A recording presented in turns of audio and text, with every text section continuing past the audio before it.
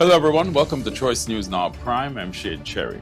Watch the broadcast live on our Choice TV Facebook page, Choice TV SLU, and our YouTube channel at Choice TV St. Lucia, or listen to the simulcast. We're on Liberty Radio 92.3 FM. In the news tonight, the UWP demands greater clarity over the July detention of Housing Minister Richard Frederick. The police clarify authority to seize switch knives and other items considered threats to public safety. Michael Robinson's champion celebrates resilience and ambition. And in news from the region, Ghana's President Ufan Ali and opposition leader Azruddin Mohammed clash as political tensions escalate over criminal allegations.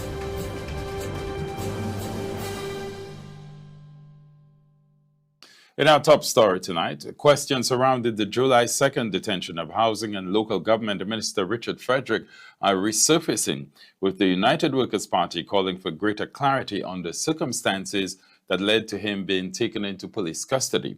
While police have indicated that the allegation against Frederick was not substantiated and that no charges will be laid against him, the UWP says key details remain unanswered, including what prompted the investigation and the decision to detain the sitting cabinet minister.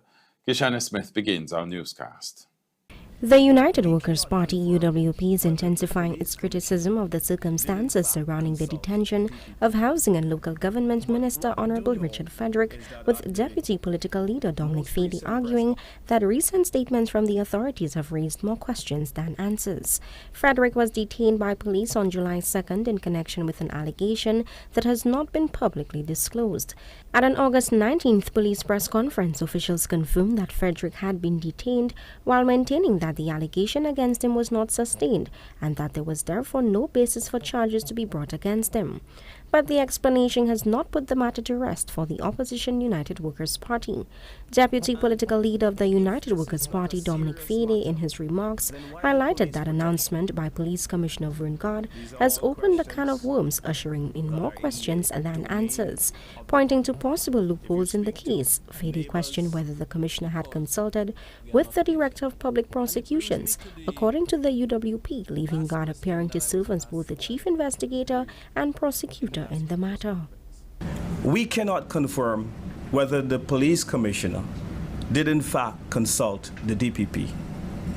But what we do know is that at the most recent press conference, that the Police Commissioner did not mention whether the DPP was consulted enough.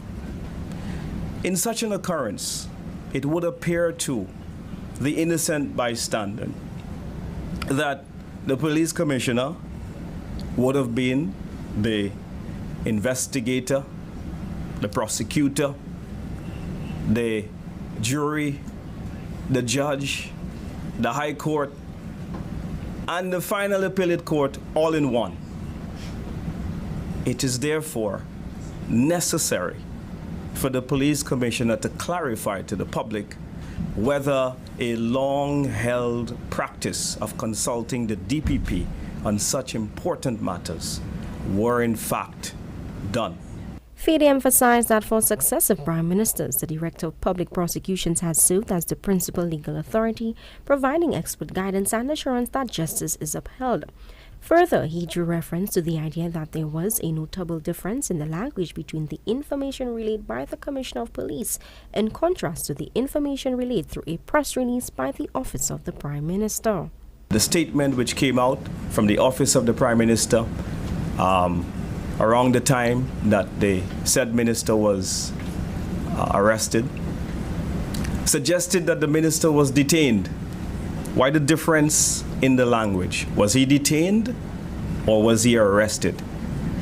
Was the Prime Minister's press release diluted, or was the Police Commissioner's nomenclature of arrest the appropriate nomenclature for the situation? For the United Workers' Party, the issue is not simply whether charges were brought against the minister. Rather, the party is demanding clarity on the circumstances that led to a sitting cabinet minister being detained in the first place. The opposition's position is that the public deserves a clearer account of what transpired, particularly given that the matter involved a serving government minister and an investigation which authorities have acknowledged but have provided limited public details about. For now, the allegation against Frederick remains undisclosed and no charges have been brought against the minister. The United Workers' Party, however, appears intent on keeping the issue in the public domain as it continues to seek answers about the circumstances surrounding his detention. On the contrary, Prime Minister Philip J. remains silent until Minister Frederick returns to office on August 27, 2026.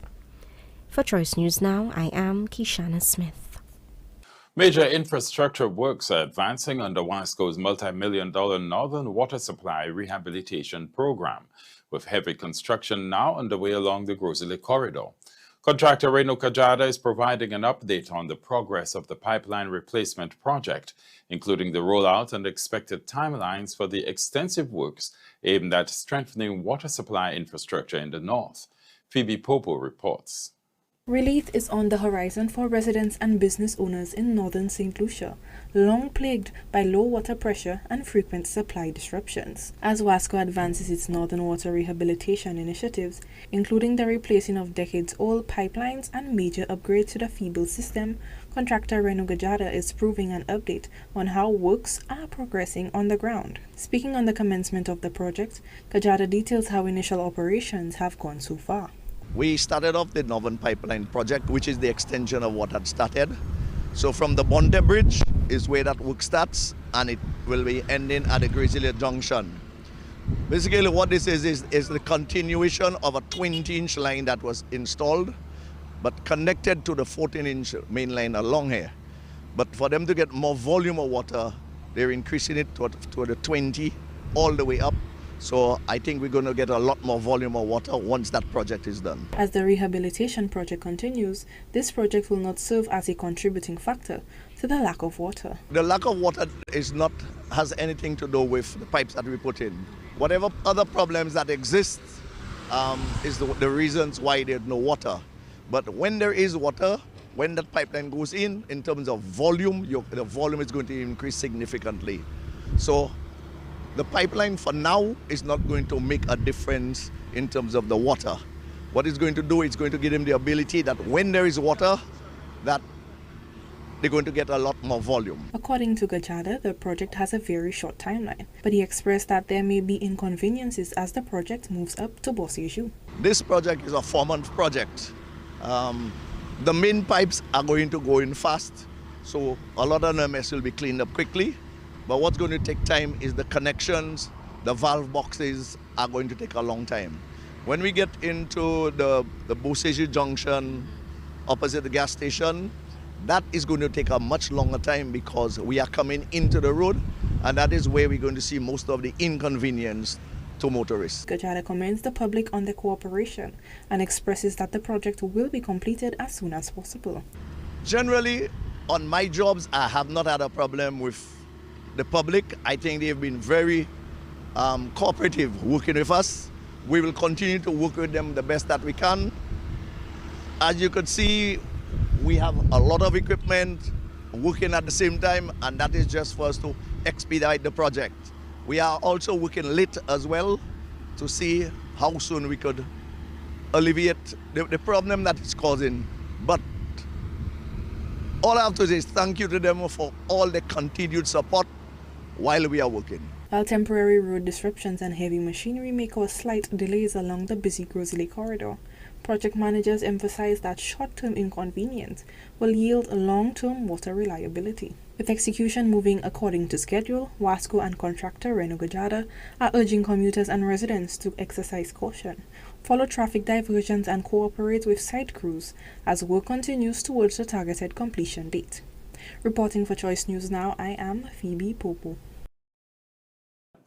Prime Minister Philip J. Pierre is pushing back against concerns over the limited number of ministers regularly appearing at the government's Monday pre-cabinet press briefings.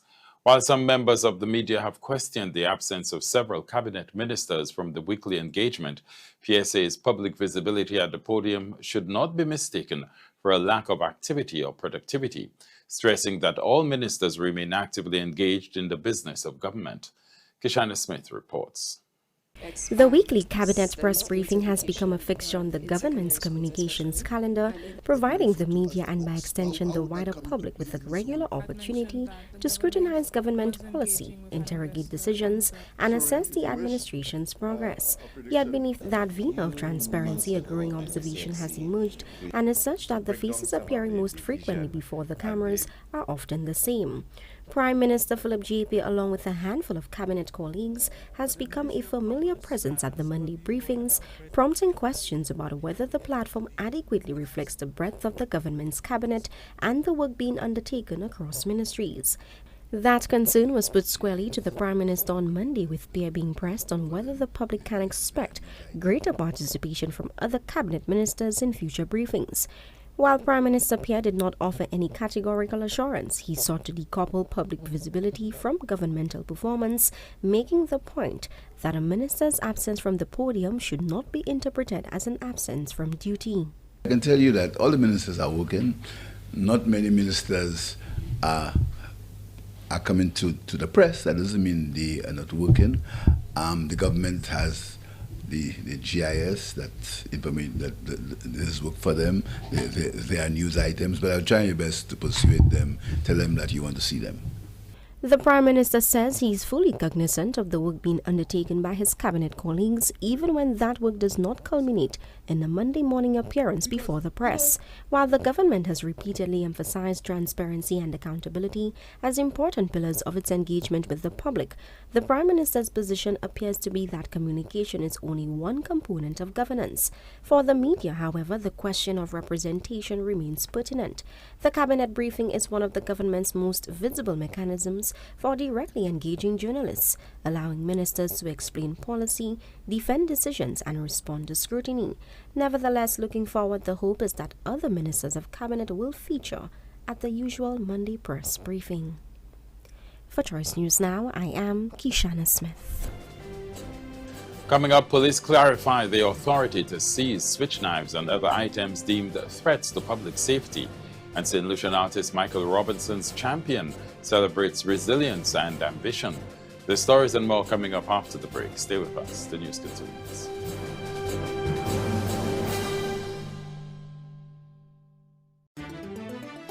It's all about you and the dreams you've believed, how you made your way ahead, all the goals you have achieved. All along the way, you've been a partner so true. All the way you've seen me through. We're all the bank you need. It's still about you and the life you're shaping now. All the doors that open wide, every step, every vow. All along the way, you'll be a partner so true. All the way you've seen me through. We're all the bank you need. We're the Bank of St. Lucia, so bank on your future. We're the Bank of St. Lucia, all the bank you need. Celebrating 25 years strong. Bank of St. Lucia, all the bank you need. What lies below St. Lucia? Witness the unveiling of St. Lucia's first underwater sculpture park, a journey through our history and identity, from our first settlers through colonial conflict, enslavement, and resistance to the remarkable persons who shaped our country. St. Lucia, come see the legends, a work of art. The National Exhibition for St. Lucia's Underwater Sculpture Park will be held on August 29th and 30th from 9 a.m. to 4 p.m. Warehouse across the Odsa playing field. Admission is free. Come witness the sculptures before they take their final place below St. Lucia. Follow the Below St. Lucia social media pages for more information.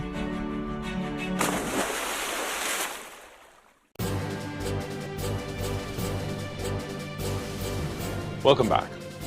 The sale and possession of switch knives and other potentially dangerous weapons in St. Lucia are facing increased scrutiny as questions emerge over when police can lawfully intervene and seize such items. The Royal St. Lucia Police Force says its authority extends beyond switch knives.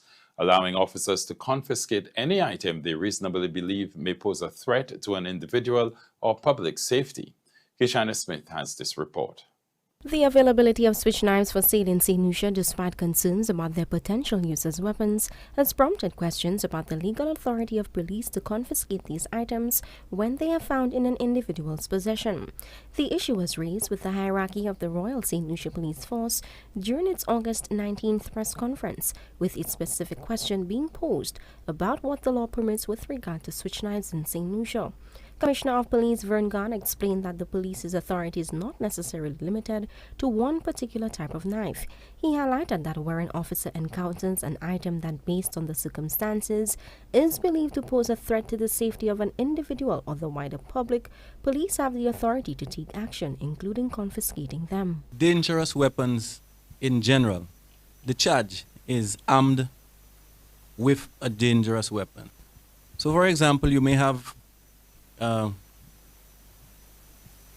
article at your house that you would use for your private purposes that would not translate into it being a dangerous weapon based on the position, the use of it and the location of it. But let's say, for example, you transfer the use of that item where you take it and you conceal it on your person, you travel with it, and it is concealed in a manner that it may be available to cause somebody harm, then that is what the part of the points to prove that particular offense. God indicated that the item itself is not automatically classified as a dangerous weapon.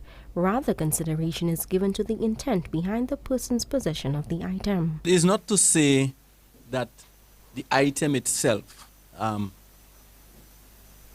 is considered as a dangerous weapon, but it is the intention of the use of the item. When asked whether the law permits such items to be displayed for sale, God did not provide a definitive answer. However, he assured that he would review the relevant legislation and address the matter at a subsequent press conference. Further, the Royal St. Lucia Police Force maintains that officers are empowered to intervene when they encounter weapons or other dangerous items that they believe could pose a threat to citizen safety and security. For Choice News Now, I am Kishana Smith. And the growing popularity of customized 3D number plates on St. Lucian roads is prompting a reminder from police that style cannot come at the expense of legality. While some motorists are opting for the sleek, personalized look, police officials say 3D number plates are not permitted under the law and are urging vehicle owners to comply with the prescribed standards for vehicle identification. Kishana Smith tells us more. Number plates may appear to be little more than a sequence of letters and numbers affixed to a vehicle, but according to the Royal St. Lucia Police Force, they serve a far more consequential purpose. As the popularity of 3D number plates continues to gain traction among motorists, questions have emerged over whether these increasingly stylized plates comply with the requirements governing vehicle identification. The issue was again raised with the police during a recent press conference, prompting yet another clarification on the use of 3D number plates. The law does not specifically provide for creators or drivers, vehicle owners to create 3D plates. Lamontagne further noted that the Ministry of Transport had recently classified the use of 3D license plates as an offense. However, the measure was withdrawn nearly a week later due to insufficient consultation with stakeholders. He nevertheless reiterated that under the existing law, the issuance, use, or display of 3D license plates is not permitted in St. Lucia. Sometime last year, the Ministry of Transport did issue a regulation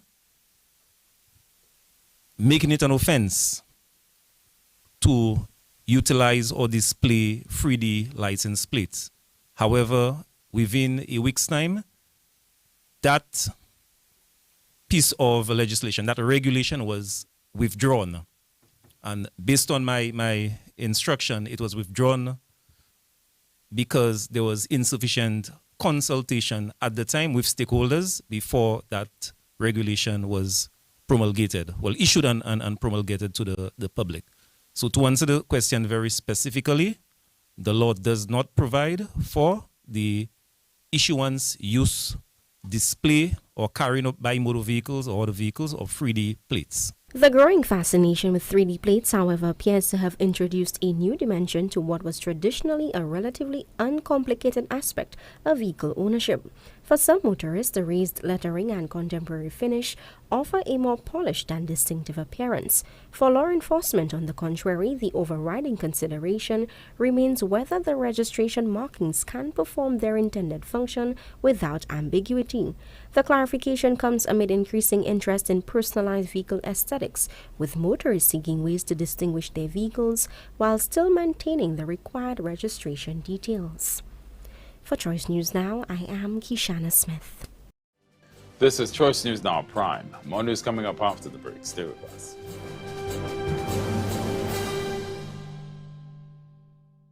Every building pulses with its own life and energy. Let's ensure yours shines with health and vitality. Lewis Industries infuses life into every corner of your buildings with tailored cleaning solutions. From conquering mold and mildew, restoring floors to their former glory, to meticulous post-construction cleanups, washroom sanitizations, and caring for delicate fabrics and upholstery, our comprehensive services covers all your building cleaning needs.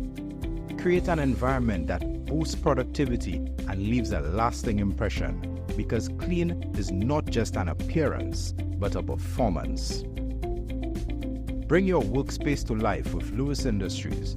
Call us at 450-4060 or visit us at www.lewisindustries.ltd.com to schedule your professional cleaning service today. We could do something with that extra space downstairs. You mean where your 25-year-old nephew refuses to leave? Stop it, Eddie. I mean, the actual space. Fresh paint, new furniture. An eviction notice? We could fix it up properly, okay? Okay, turn it into a rental. Make some extra money. I just don't want a second mortgage. It's not a second mortgage. HomeFlex gives you a $50,000 line of credit using the freed up value in your home. You use what you need and pay down what you use over time. You can also use it for investments or even pay for your vacation. When is your vacation here ending? Ask about a BOSL HomeFlex line of credit today. Auntie, call me when food ready. BOSL HomeFlex. Unlock your home's potential.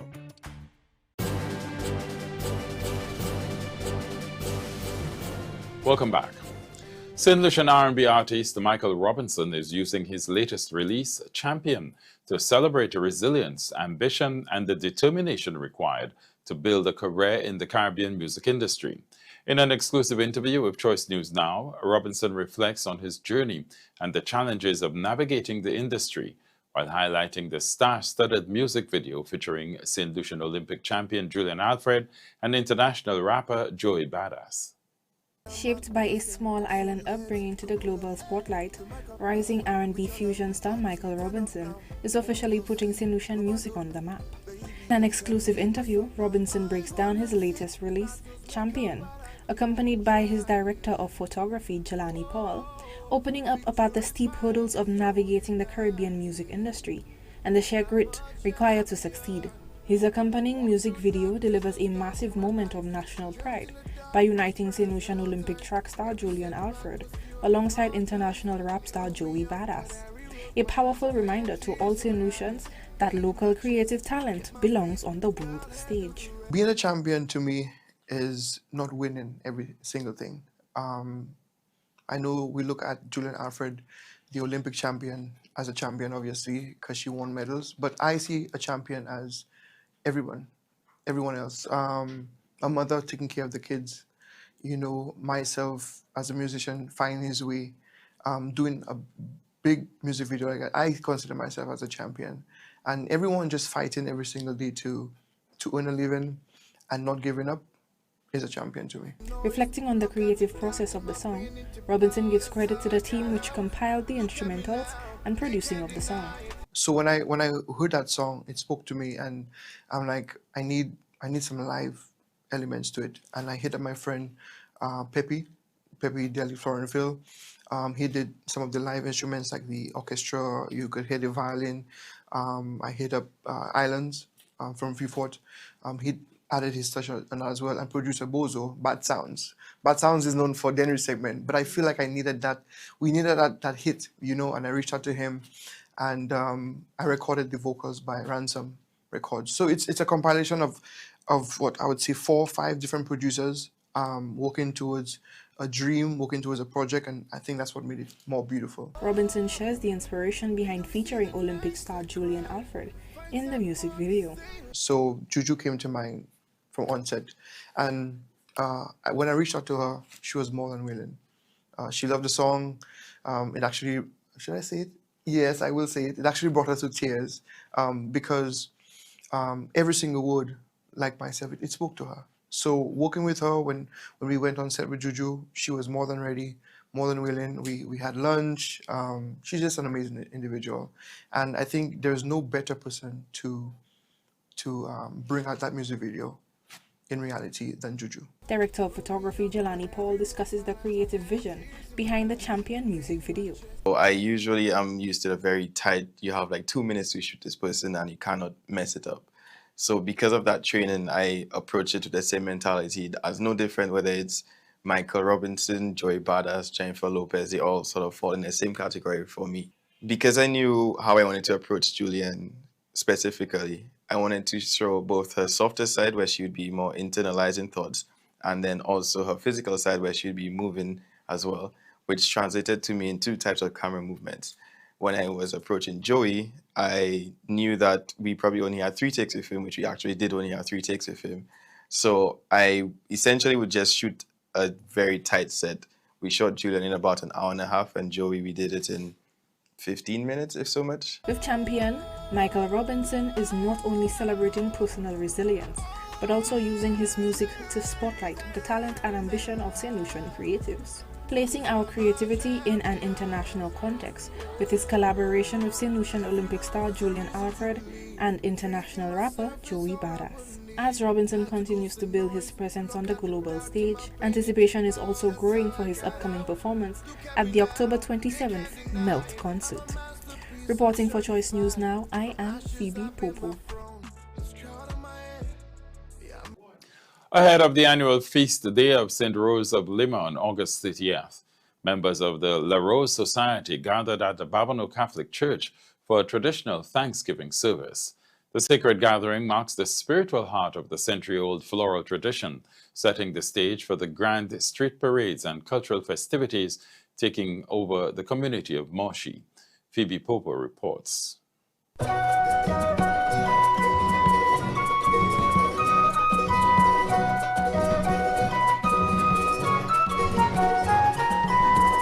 Dressed in rich shades of crimson and red, members of the St. Lucia La Rose Society filled the pews of the Babonneau Catholic Church to give thanks and seek blessings for another year of living heritage. During the solemn service, society members from the mock kings, queens, and royal court to the traditional chantwells offered prayers, sang folk hymns, and received special blessings from the clergy. The sacred gathering serves as a vital bridge between St. Lucia's Catholic heritage and a tradition dating over 2 centuries to the era of plantation slavery. Parish priest of Good Shepherd Parish Babonneau, Father Albert Aaron, remarks on the rich history of the festival. La Rose really came from the plantation days where the slaves were not able to attain those positions that we mimic. They used to mimic those positions. And we continue because it is steeped really in the Catholic faith. Today actually is the 23rd of August, which is the actual feast day of Rose of Lima. And what a more beautiful day to have that coronation, because what we're doing is following the steps of St. Rose of Lima, which is a saint from Peru, from our side of the world. So in the olden days, you know, the days of slavery, the people who were the slaves, they were not able to attain those positions. And even now, you know, we see even more roles are coming around. And it's a way of bringing people together. The King and Queen of Babonneau La Rose group reflect on what it means to keep this centuries-old tradition alive, and why taking part remains a point of pride. I have been in La Rose from a little boy. I grew up with something I grew up with, so I understood it's part of our culture. And so I have continued whenever I get the opportunity. I have always been intrigued with culture, especially our culture, and especially Laos. And as a young girl, I always regretted not participating, always. And I realized the culture is dying. And when I heard that Babono was going to start the Laos group, I said I wouldn't make that mistake twice. With the spiritual foundation now laid in Babono, all eyes turn towards the main festivities ahead in Moshi, where the Grand Street Parade, traditional seances, and vibrant cultural displays will take center stage. The Vice President of the Moshi La Rose Group outlines the upcoming lineup of events and festivities set to take place over Moshi in the next week ahead. In Moshi next week, we have what is the culmination of La Rose. We've had various seances throughout the island. We were in Labri yesterday, and we've been in the various parts, and we've seen little seances going on, including Moshi having their own and Babono having their own, and we have supported each other. But what we have next Sunday is the big mass, the real feast, and it happens at 10 a.m. in Moshi. Everyone comes into Moshi. We see the entire island coming in. We will have mass, and Paba Anthony, Monsignor Paba, will be the main celebrant. He will have other priests with him. We will come together. We will give God praise, because the culture, we know, is rooted in the church. And we're going to the Church of Rose of Lima. From solemn prayers in Babono to the high-energy rhythms awaiting in Moshi, Fetla Wars continues to honor St. Lucia's rich heritage. The public is encouraged to head over to Moshi for the main event. Come out, support the tradition, and experience the magnificent street parades, shack rhythms, and the powerful chantuelle vocals in person. Reporting for Choice News Now, I am Phoebe Popo. The news continues after the break of PR Daily. Stay with us.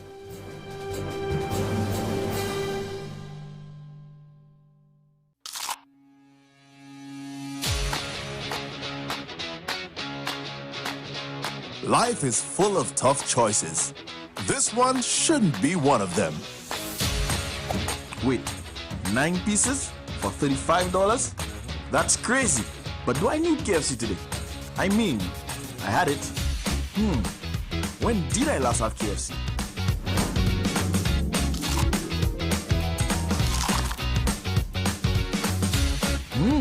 Oh yeah, that was a good day. Okay, wait. If I don't buy it, someone else will. And what if they take the last bucket?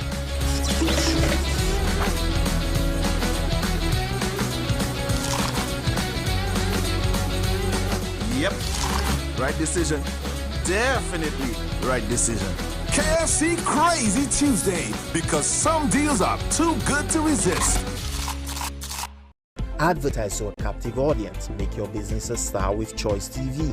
Call today for your advertising package. Make the right choice. Call 728-9652.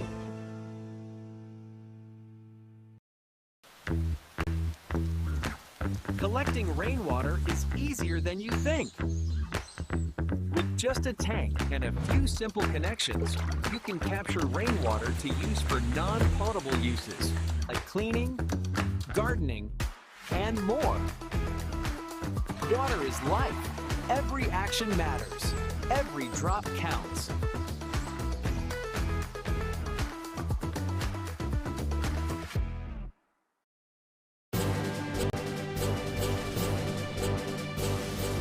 Welcome back to Choice News Now Prime. Here's PR Daily with Kishana Smith. And welcome to PR Daily, your trusted source with the latest press releases, important announcements, community initiatives, and events. I am your presenter, Kishana Smith. The Ministry of Health, Wellness, and Nutrition recently hosted a suicide prevention workshop to strengthen the clinical knowledge and skills of health professionals to prevent suicidal behaviors. The workshop brought health professionals in St. Lucia together with representatives from Établissement Public de Santé Mentale de la Guadeloupe to share their experiences and engage in discussions on the effective intervention strategies to prevent suicidal behaviors. More in this report. The Ministry of Health, Wellness and Nutrition, in collaboration with the Établissement Public de Santé Mentale de la Guadeloupe, recently hosted a suicide prevention workshop aimed at strengthening the clinical knowledge and skills of health professionals to help prevent suicidal behaviors and save lives. The training took the form of a participatory approach where mental health professionals got the opportunity to share their experiences, engage in discussions, and get equipped with the tools to prevent suicide and also reduce the impact of suicidal behaviors in St. Lucia. Chief Medical Officer Dr. Sharon Belma George expressed the commitment of the Ministry of Health to improve the quality of mental health services from prevention to management and also the rehabilitation of patients. Many of us, whether we know people or family members, when someone commits suicide, when the family members think back, they always say, but we saw the signs. A lot of times we see the signs, but we didn't think anything of it. And by educating our healthcare providers, our community members, our families who may have persons going through mental health issues, it's important for us to pick up those early signs and do something about it before it becomes an attempt or even a successful suicide.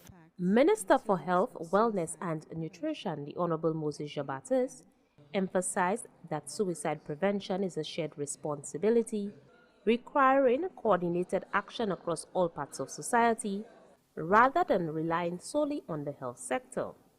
As a ministry, we recognize that suicide prevention cannot be addressed only by the health sector. It requires a coordinated and sustained response involving mental health services, primary care, emergency departments, schools, workplaces, social services, community organizations, families, and importantly, the wider community. Our approach must therefore go beyond responding to a crisis after it occurs. Head of the Suicide Prevention Department at the Public Mental Health Hospital in Guadeloupe, Dr. Edouard Gauzier, said, "It is indeed an honor to get this opportunity to share with the team actionable tools for clinical suicide prevention in St. Lucia." Through this seminar, we look forward to sharing some practical tools and insight we have gained from implementing this program on the ground. Above all, we hope this seminar will serve as the first step toward a strong and long-lasting partnership between St. Lucia and Guadeloupe in the field of mental health.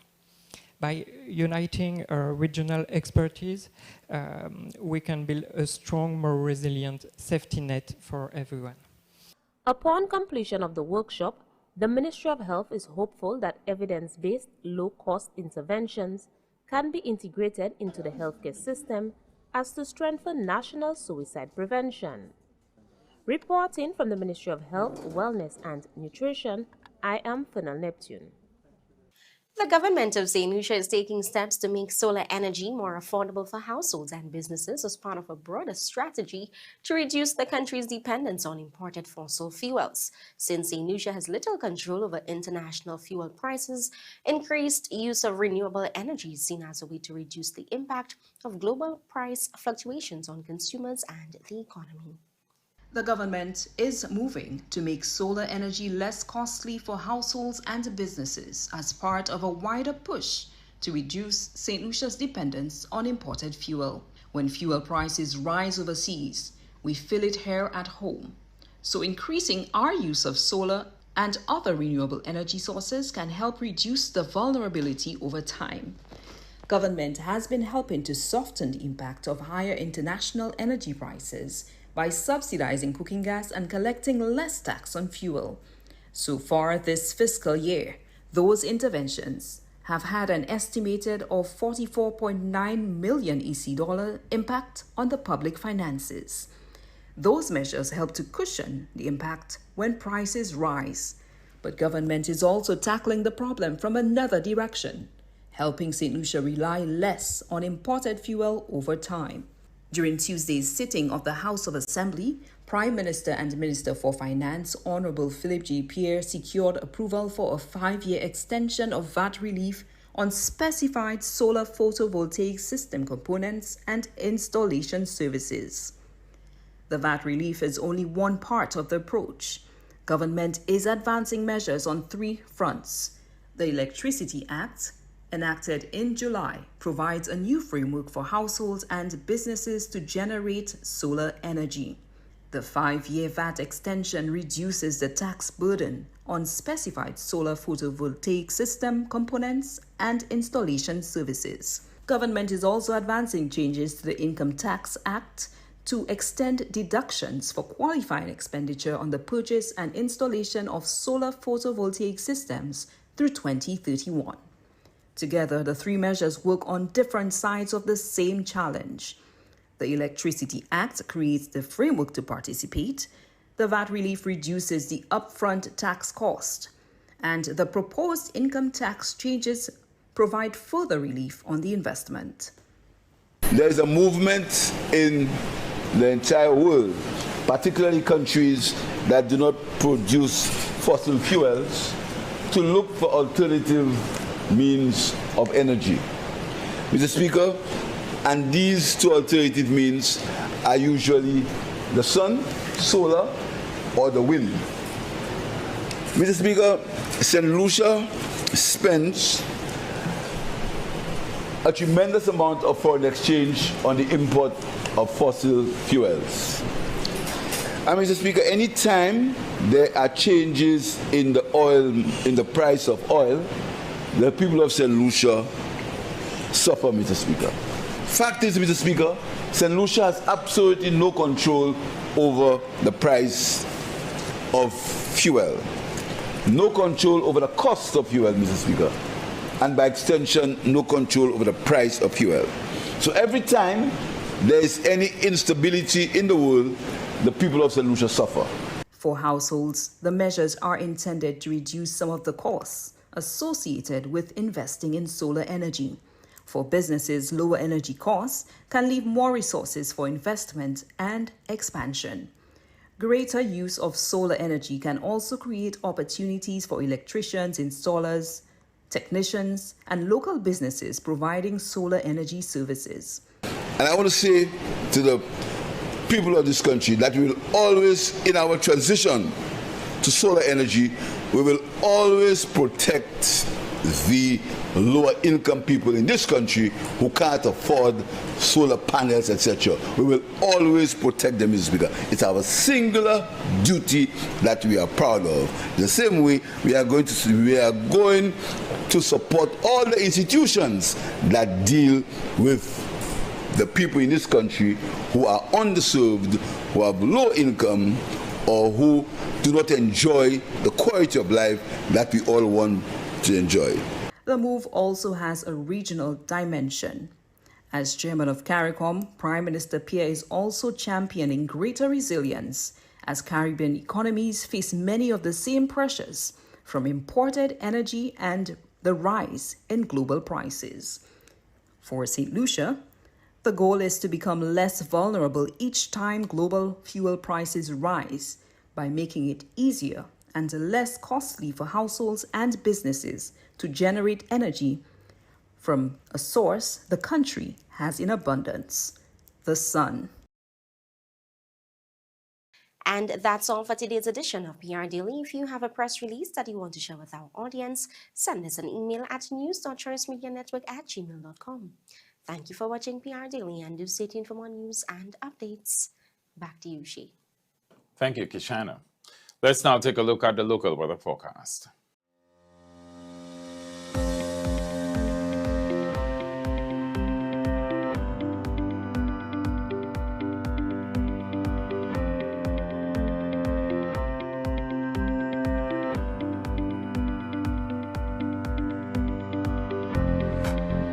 Massey Store's waterfront is now temporarily closed for renovations for approximately 3 months. You are welcome to continue shopping with us at Massey Store's City Store or Leclerc, where you can enjoy double points on Wednesdays and Fridays, weekly sampling, and Ring-a-Ding Fridays during the renovations. Thank you for your understanding and continued support of Massey Stores. Our family serving your family. Welcome to our Cruise Community Series, where we meet the persons behind the scenes who drive our diverse cruise industry. Today, we meet one of our amazing cruise agents. Platinum Port Agency, we are a maritime vessel agency. Basically, we are agents for whenever maritime vessels need to come into St. Lucia. They need to be cleared with the government officials of St. Lucia, and we are the ones that facilitate those requests. Any foods, items, so you try to foster a relationship with the cruise lines, you exchange emails, try to create a human connection, different channels of economic stimulation that happens from that. You have, say, the drivers that need to get the persons to and from, or the goods to and from. You have farmers or suppliers. There's a lot of things that we do in the cruising sector that may not be on the front line for people to see, but rest assured we're getting it done.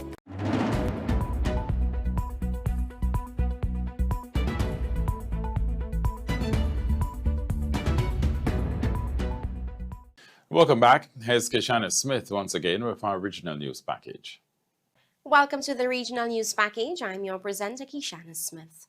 A war of words between President Dr. Irfan Ali and opposition leader Azruddin Mohammed has escalated Guyana's political tensions after the head of state publicly labeled his rival a criminal, prompting Mohammed to challenge the president to present any evidence of wrongdoing to police and accusing the administration of using personal attacks to distract from corruption allegations. The political temperature has risen sharply after the opposition leader launched a scathing response to President Irfan Ali following the president's public reference to him as a criminal. He challenged President Ali to explain when exactly he, Mohammed, allegedly became a criminal, while claiming that the two previously shared a relationship in which the president accepted his financial support and benefited from his vehicles, security arrangements, and other resources. When did you know I was a criminal? Was it when you were collecting my money? Was it when you rolled around in my bulletproof vehicles? When you sprawled off enjoying life in my armored vehicle because you were scared? Was it when you were using my many security weapons? But the opposition leader went further, arguing that if President Ali possesses credible evidence of criminal conduct, that information should be immediately turned over to the Guyana Police Force. And if you have evidence that I am a criminal, why are you withholding it from the state? You too should be charged in that case. Take it to the police. The opposition leader also accused the government of attempting to criminalize him whenever he releases material alleging corruption within the PPP administration. His central challenge to the president, however, was simple: address the allegations, not the person making them. Every time I release these videos exposing corruption in the PPP, instructions are given to arrest people and try to have them implicate me in a crime. And let me say this to Irfan: address the message, not the messenger. The opposition leader invoked past criminal proceedings involving political figures, including the fraud charges previously brought against President Ali, while arguing that allegations or charges cannot simply be weaponized to silence political criticism. You yourself had 19 fraud charges. Do not act like PPP is some organization untouched by allegations, investigations. Those charges against President Ali were discontinued in 2020. The opposition leader ended his response by declaring that no personal attack from the president would prevent him from continuing to scrutinize the government. His message to President Ali was unmistakable. If there is evidence that he committed a crime, produce it and take it to the police. Travis Chase, HGP Nightly News. In Trinidad and Tobago, despite two separate incidents that left 4 people dead between Friday afternoon and early Saturday morning, Justice Minister Devish Mirage is maintaining that the ongoing state of emergency has been a success as authorities prepare for the measure to expire on September 17, 2026. A success is how the Minister of Justice describes the ongoing state of emergency, which is set to expire on September 17th. Well, we have to analyze the data. The SOE has been a success. The murder rate and serious crime rate is down by police statistics. We are hoping that when that reaches the Prime Minister, the National Security Council and so on, we would have to deliberate on it So it would be premature of me at this stage to say what will happen at this stage. His comments come mere hours after 4 men were killed in separate incidents. Police in the Southwestern Division are now on the hunt for 3 men of Hispanic descent after 2 men were beaten to death in Fyzabad on Friday, while police are also searching for the perpetrators of a double murder in Arima, which took place in the wee hours of Saturday morning. I think one of the things that the media needs to do when they're talking about murders is to check to see or to differentiate between what is a threat to society in terms of gang warfare and what is domestic and what is persons going there and having some relationship and a lot of different things. There are some things that the police can deal with coming from law enforcement, and there are some things that will be hidden behind the closet. You see? So once you separate these two, so the question must be asked, how much of those were domestic, how much of those were gang warfare? And that's how probably you could start to understand if something is easing up. You see? Because persons just seize the opportunity to say, well, murder is murder. But I can't know what's happening in your bedroom at night.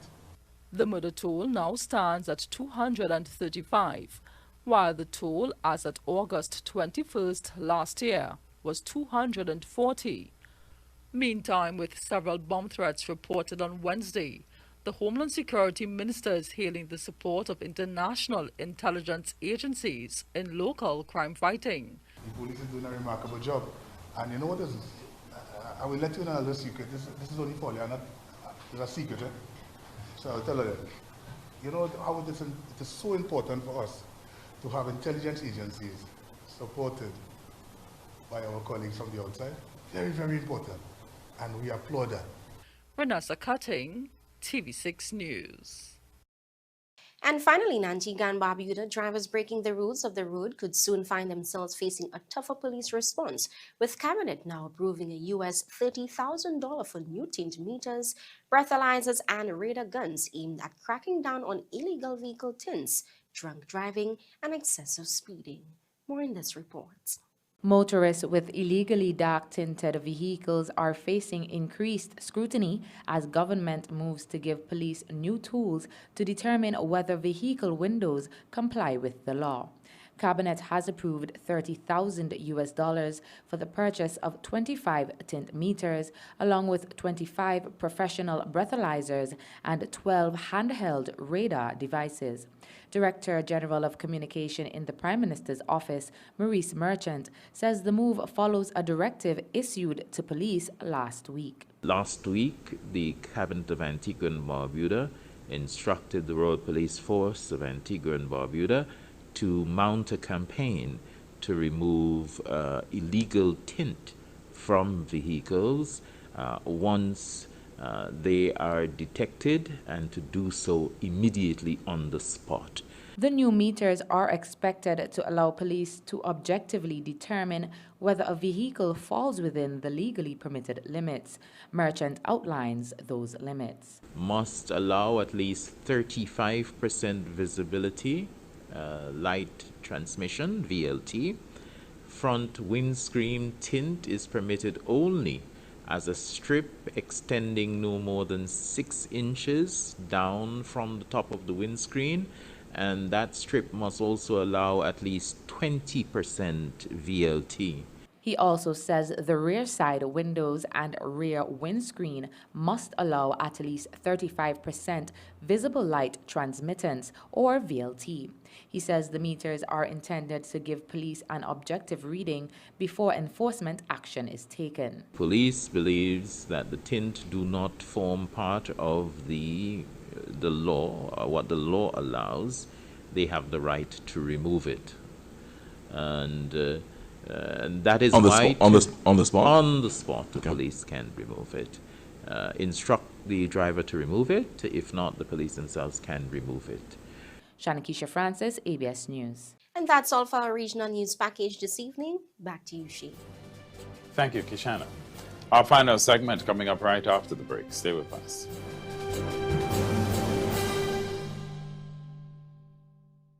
Courts presents their 2026 all-range event. Be inspired at all Court stores nationwide. Come see what's new in everyday furniture and appliances. Get a chance to win an Indorama 30-inch stove with appliance purchase of $5,999 or more. Great deals on TVs and wall mounts. Everyday great value on mattresses. Bedroom bundle deals up to 25% off. Be inspired at the Courts 2026 all-range event. Affordable convenience for your home. Only at Courts. Bringing value home. Offer ends July 25th, 2026. Conditions apply. Massey Store's waterfront is now temporarily closed for renovations for approximately 3 months. You are welcome to continue shopping with us at Massey Store City Store or Leclerc, where you can enjoy double points on Wednesdays and Fridays, weekly sampling, and ring-a-ding Fridays during the renovations. Thank you for your understanding and continued support of Massey Stores. Our family serving your family. St. Lucia's indigenous culture is the heartbeat of our island. Join us at Pigeon Island National Landmark, August 29th, 11 a.m. to 6 p.m. Come celebrate our indigenous heritage. See skills passed through families over thousands of years. Watch live demonstrations by our national treasures, the crafters of Choiseul. Try the craft yourself and buy them to take home. Food and drinks on sale, games for the kids, and music by DJ Nile and the Kapesh Solo Band. Regular entrance fees apply. Don't miss out. See you there.